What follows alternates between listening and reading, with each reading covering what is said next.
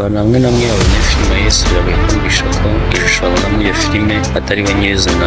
Mu by'ukuri rero filime ya Yesu yakinwe n'uwitwa Brian Deacon, umukinnyi w'amafilime w'umwongereza wavutse ku wa 13 Gashyantare mu mwaka w'1949, wavukiye ahitwa Oxford mu Bwongereza, kugeza n'ubu akaba akiriho.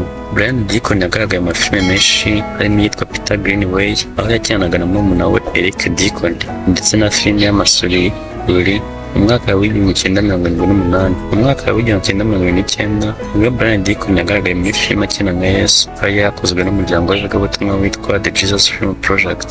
Brian Deacon yashatse abagore babiri mu bihe bitandukanye. Wa mbere yitwa Laura Halenska kuva mu mwaka w'1947 kugera mu mwaka w'1987. Bakaba barabyaranye umukobwa witwa Laura Picker Deacon, naho wa kabiri yitwa Natalie Bronche, babanye kuva mu mwaka w'1998 kugeza abantu bakaba bakibana.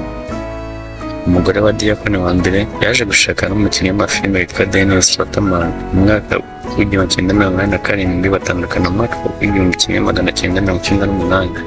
Nubwo Deacon yari asanzwe akina amafilime, bavuga ko mbere yo gukina filime ya Yesu abantu benshi bamuciye intege bayimubuza, ariko nyuma yo kubitekerezaho igihe kinini arabyemera, kubera mwamugiraga inama z'ijwi yakoresha. Nyamara agatsimba ko yemeza ko imisusire ya Yesu iba mu muntu ariyo mpamvu yagombaga gushaka ijwi rye bwite n'imvamutima mu gukinira neza iyo filime. Umuryango w'ivugabutumwa wateguye iyo filime The Jesus Film Project, ishami rya Campus Crusade for Christ, yatangaje ko mu myaka 21 ishize abantu barenga miliyari 3 bamaze kureba filime ya Yesu mu bihugu birenga 233. Muri abo abagera kuri miliyoni 117 bafashe umwanzuro wo gukurikira Yesu cyangwa kwakira agakiza nyuma yo kureba iyo filime.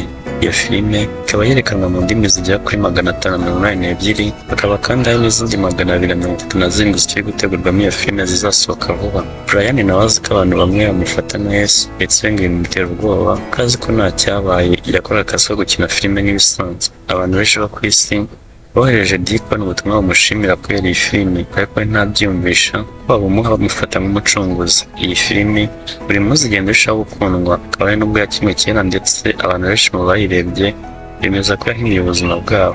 Nyamara igitangaza abantu benshi ni uko uyu Brian wafashije imbaga y'abantu benshi guhinduka, we ntabwo yemera Yesu, abo bita batemera. Nk'uko urubuga GodTube.com rubitangaza, uyu mugabo yatangarije ko nubwo yakinaga ari Yesu batamwemera na gato. Kugeza ubu nta makuru afatika agaragaza niba uyu mugabo afatwa na Yesu kuri bamwe yaba yarageze aho umwemera.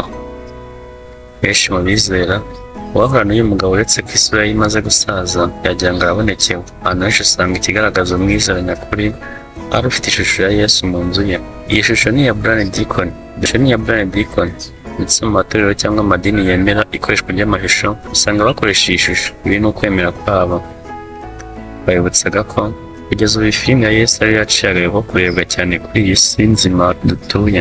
Byakugora cyane ndetse byanagusaba umwanya kugira ngo mvishe umuntu warebye aya mafoto ya Brian Deacon ko yabonye atari we Yesu nyirizina. Niyo nubwo twabibabwiye si we. Bagiye gukora subscribe kugira ngo ujye ubona inkuru uko tuyishyizeho. Akazi kacu ni ukubwira ibyo amatwi yawe atabwiwe, ko gusoma ntuzondekwe bisobetse mudasobwa.